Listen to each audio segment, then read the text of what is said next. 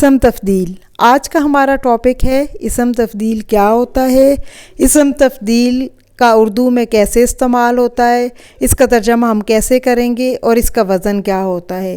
سب سے پہلے ہم دیکھتے ہیں اسم تفضیل وہ لفظ ہے جس سے کسی شے میں کسی صفت کی زیادتی بمقابلہ دوسری شے کے کی جائے، جیسے احسن زیادہ خوبصورت، اکبر زیادہ بڑا، اصغر زیادہ چھوٹا، اصعب زیادہ مشکل۔ لیکن ایک چیز کا آپ نے دھیان رکھنا ہے، جن اسماء صفت کے معنی رنگ یا عیب کے ہوں ان کا وزن اسم تفضیل کا اس پر نہیں آئے گا۔ جیسے ہم دیکھتے ہیں امیون کہتے ہیں اندھے پن کو، آما اندھے کو کہتے ہیں، یہ اس کا وزن ہے کیونکہ اس کی ایک عیب ہے، لیکن عیب کے جو ہے وزن ہی اس پہ آتے ہیں۔ جیسے آرج لنگڑے کو کہتے ہیں، تو یہاں پہ یہ اسم تفضیل نہیں ہوگا۔ جیسے ریڈ کلر کو احمر کہتے ہیں، تو آپ دیکھیں افعل کے وزن پہ ہے، لیکن آپ یہاں پہ رنگوں اور ایپ کے جو ہے ناموں کو آپ نے ایکسیپشنل کیس سے یہ اسم تفضیل پر نہیں آتے ہیں۔ جیسے اصفر یلو کلر کو کہتے ہیں، تو یہ الگ ہیں رنگوں اور ایپ کے نام۔ اس کے علاوہ باقی جتنے اسماء ہیں ان کا اسم تفضیل افعلو کے وزن پر آتا ہے۔ جیسے قلیل کم کو کہتے ہیں، اقلو بہت کم، شدید کہتے ہیں سخت کو، لیکن اشد زیادہ سخت، بہت سخت، حاکم حکم کرنے والا، احکم عالن کہتے ہیں بلند کو۔ جیسا کہ ہم نے پڑھا ہے اسم تفضیل کسی صفت کی اچھائی یا برائی کو دوسروں کے مقابلے میں برتر ظاہر کرتا ہے۔ اس میں دو طرح سے اسم تفضیل ہوتا ہے، ایک کہتے ہیں تفضیل بعد اور ایک کہتے ہیں تفضیل کل۔ تفضیل بعد کا کیا مطلب ہوتا ہے؟ اسم تفضیل جب زیادہ اچھا کے مفہوم میں، اردو میں جب اس کا ترجمہ ہو زیادہ اچھا تو پھر یہ تفضیل بعد ہوتا ہے، اور اگر اسم تفضیل جب اردو میں سب سے اچھا کے مفہوم میں استعمال ہو تو یہ تفضیل کل ہوتا ہے۔ اور دونوں صورتوں میں اس کے اوزان ایک ہی ہوتے ہیں۔ مذکر کے لیے ہمیشہ افعالو اور مؤنث کے لیے فعلا۔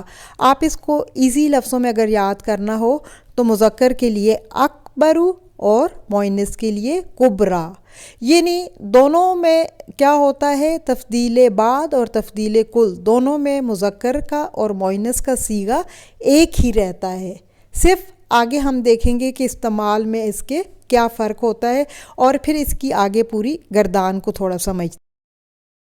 آئیے اب دیکھتے ہیں اسم تفضیل کی گردان۔ سب سے پہلے واحد مذکر کے لیے جیسا کہ ہم نے پڑھا ہے افعالو، جب تثنیہ مذکر ہوگا یعنی دو مذکر کی بات ہوگی تو پھر کیا ہو جائے گا، افعالانی، اور جب جمع مذکر ہوگا تو کیا وزن ہوگا، افاعلو۔ اور اسی طرح سے مؤنث کی گردان دیکھتے ہیں، واحد مؤنث کے لیے ہوگا فعلا، جب دو مؤنث ہوں گی تثنیہ کا صیغہ ہوگا تو فعلیان یا فعلیانی، ٹھیک ہے، اور جب جمع مؤنث کا صیغہ ہوگا تو پھر کیا ہوگا، فعلیات، یا آپ جب پورا اگر پڑھنا چاہتے ہیں تو فعلیاتن۔ اسی طرح سے یہ حالت رفعی میں تھا، حالت نصبی میں افعلا، افعلین، افاعلو، افاعلا، آخر میں آپ جو ہے وہ زبر۔ آپ کو پتہ ہے کہ کچھ جو لفظ ہوتے ہیں وہ منصوب کیا ہوتے ہیں، کچھ اسماء حروف سے منصوب ہوتے ہیں، تو یہاں پہ یہ جو افعلین کا وزن ہے یہ یا سے منصوب ہے، تو آپ کو یہ پتہ ہی ہوگا الف سے یہ جو ہے وہ مرفوع ہوتا ہے اور یا سے منصوب ہوتا ہے، تو اس وجہ سے یہاں پہ افعلین آیا ہے۔ اسی طرح سے آپ دیکھیں حالت جری میں افعلا، افعلین، افاعلا، کیونکہ حالت جری میں بھی آپ کو پتہ ہے یا سے مجرور ہوتا ہے۔ اور اسی طرح سے فعلا میں آپ دیکھیں فعلا، فعلین، فعلیاتن، ٹھیک ہے، آپ کو پتہ ہے فعلیاتن حالت نصبی میں بھی جو ہے، کیونکہ یہ ممنوع من الصرف ہے، آپ کو یہ لیسن انشاءاللہ الگ ہم پورا کریں گے تو آپ کو پتہ چل جائے گا کہ یہ حالت نصبی میں بھی حالت جری سے وہ ہوتا ہے۔